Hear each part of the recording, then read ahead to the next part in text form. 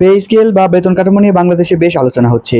2015 সালের পর থেকে সরকারি চাকরিজীবীদের বেতন স্কেলের কোনো পরিবর্তন হয়নি। জীবনযাত্রার ব্যয় বেড়ে গেছে অনেক বেশি মাত্রায়। কোনো পরিবারের যদি পারিবারিক ব্যয় নির্বাহের জন্য 2015 সালে 50,000 টাকা প্রয়োজন হতো, বর্তমানে সে ধরনের পরিবারের সেই পরিমাণ প্রয়োজন মেটানোর জন্য প্রায় প্রয়োজন হয় 1 লক্ষ টাকা। 2015 সালে মাথাপিছু জিডিপি ছিল 1225 মার্কিন ডলার এবং 2024 সালে মাথাপিছু জিডিপি বৃদ্ধি পেয়েছে প্রায় 2594 মার্কিন ডলার। জনগণের জীবনযাত্রার মান এবং ব্যয় উভয়টি বৃদ্ধি পেয়েছে। 2014-15 অর্থ বছরে বাংলাদেশের সর্বমোট বাজেটের পরিমাণ ছিল প্রায় 2,51,000 কোটি টাকা। 2024-25 অর্থ বছরের 10 বছরের পর সর্বমোট বাজেটের পরিমাণ দাঁড়ায় প্রায় 7,90,000 কোটি টাকা। 2015 সালে দেশের জিডিপির পরিমাণ ছিল 195.15 বিলিয়ন মার্কিন ডলার।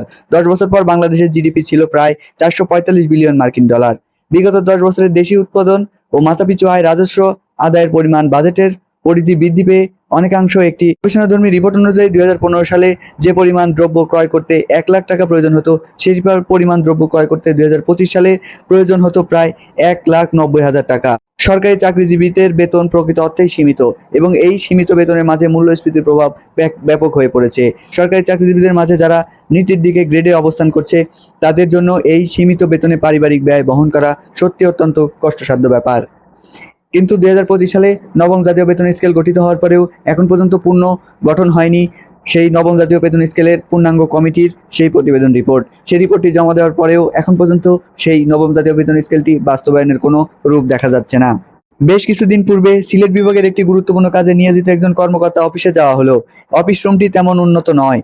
রং চা এবং কয়েকটি বিস্কুট দিয়ে আমাদের আপ্যায়ন করা হলো। সেই গুরুত্বপূর্ণ দায়িত্বে নিয়োজিত কর্মকর্তার কাছে গিয়েছিলাম। তিনি একজন সৎ কর্মকর্তা হিসেবেই পরিচিত।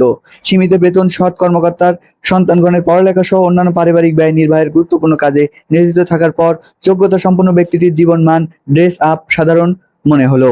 এই কথাটি বলছেন ডক্টর ফজলে এলাহি মোহাম্মদ ফয়সাল। তিনি 11 তারিখে এটি প্রকাশ করেছেন। কোনো রাষ্ট্র অথবা কোনো প্রতিষ্ঠানের উচ্চপদস্থ কর্মকর্তার একটি গুরুত্বপূর্ণ দায়িত্ব হলো লক্ষ্য অর্জনের জন্য বিভিন্ন পরিকল্পনা করা এবং বিভিন্ন বিভাগের মাঝে সমন্বয় সাধন করা। পরিকল্পনা এবং এর সফল বাস্তবায়ন ছাড়া এবং বিভিন্ন বিষয় অথবা বিভাগের সমন্বয় ছাড়া রাষ্ট্রীয় অথবা কোনো প্রতিষ্ঠানের উন্নয়ন সম্ভব নয়। উচ্চপদস্থ দায়িত্বশীল কর্মকর্তাগণের সঠিক পরিকল্পনা গ্রহণের ফলে দেশের উন্নয়ন এবং জনগণের আয়ত্ত এবং জীবনযাত্রার মানের উন্নয়ন হয়ে থাকে।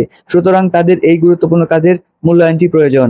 শুধু উচ্চপদস্থ কর্মকর্তাদের ক্ষেত্রেই নয়, নিম্নপদস্থ কর্মকর্তাদের ক্ষেত্রেও তাদের এই নিম্ন বেতনে কিভাবে তাদের সংসার চলতে পারে এবং তার সেই 2015 সাল থেকে বিগত 11 বছর পরেও তার এই প্রতিষ্ঠানের দায়ভার তারা কিভাবে বহন করতে পারেন।